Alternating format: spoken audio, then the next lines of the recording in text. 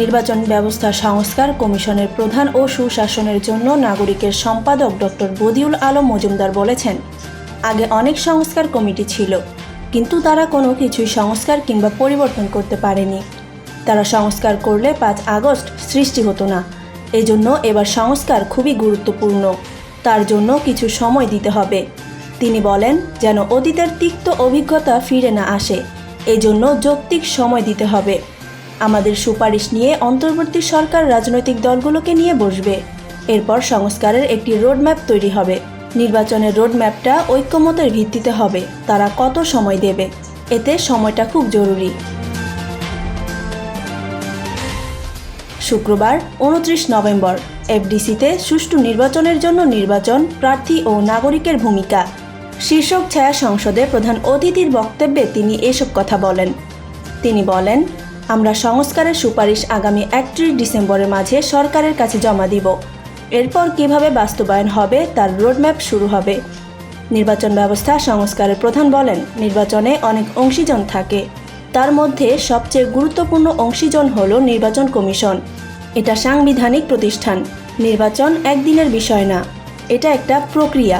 এই প্রক্রিয়া নিরপেক্ষ ও সঠিক হতে হবে। ভোটাররা যেন কোনো প্রকার চাপ প্রয়োগ ছাড়া স্বাধীনভাবে ভোট দিতে পারে।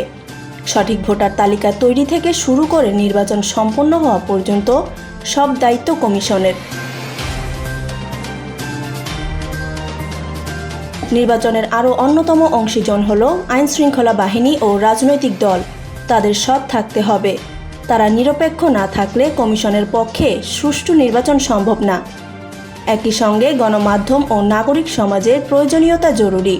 এসবের সমন্বয়ে নির্বাচনে নিরপেক্ষ পরিবেশ বিরাজ করবে। তিনি বলেন, যারা গত 3টা নির্বাচনে কমিশনের দায়িত্ব পালন করেছেন, এদের প্রত্যেককে বিচারের আওতায় আনা উচিত বলে আমি মনে করি।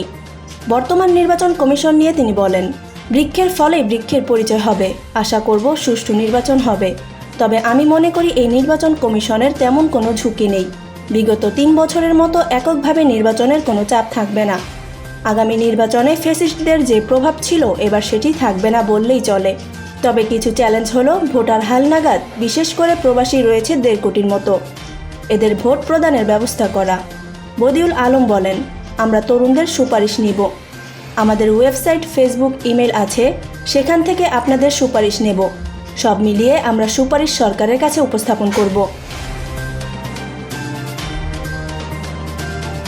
সভাপতির বক্তব্যে ডিবেট ফর ডেমোক্রেসির চেয়ারম্যান হাসান আহমেদ চৌধুরী কিরণ বলেন, যত দ্রুত সম্ভব প্রয়োজনীয় সংস্কার শেষে নির্বাচন আয়োজন করা অন্তর্বর্তী সরকারের প্রধান দায়িত্ব।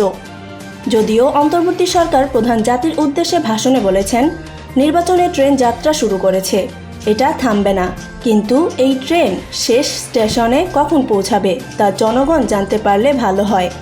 বর্তমান সরকারের বিবেচনায় নেওয়া উচিত, নির্বাচন বিলম্বিত হলে ফ্যাসিস্ট সরকারের দোসররা দেশে বিশৃঙ্খলা সৃষ্টি করার শঙ্কা রয়েছে। এজন্য নির্বাচনী ট্রেনের যাত্রা শুরু হওয়ার পাশাপাশি সরকারকে নির্বাচনী রোডম্যাপ ঘোষণা করে যৌক্তিক সময়ের মধ্যে ক্ষমতা হস্তান্তরের প্রক্রিয়া শুরু করা উচিত। ডেস্ক রিপোর্ট, তরঙ্গ নিউজ।